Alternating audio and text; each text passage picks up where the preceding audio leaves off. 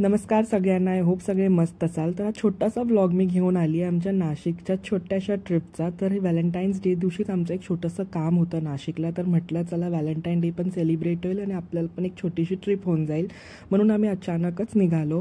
आणि संध्याकाळची वेळ होती, साकेतचं ऑफिस अजून चालू होतं. मी पाठी बसलेली निवांत, तो त्याचं ऑफिस करत करत ड्राईव्ह करत होता. आणि संध्याकाळच्या वेळेस आम्ही निघालो, त्यामुळे आम्हाला बरीच ट्रॅफिक लागली रस्त्यात. खूप हळूहळू गाड्या दमाने जात होत्या.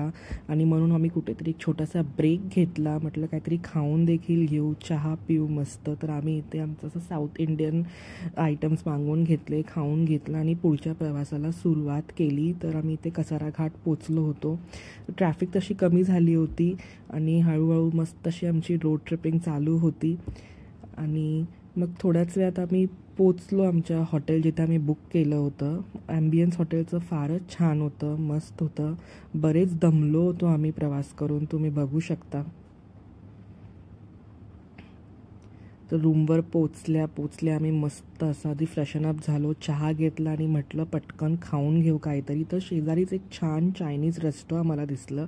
खूप छान ॲम्बियन्स होतं, बरीच वेटिंग होती, भरपूर गर्दी होती. म्हटलं चला ट्राय करूया कसं असेल इकडे.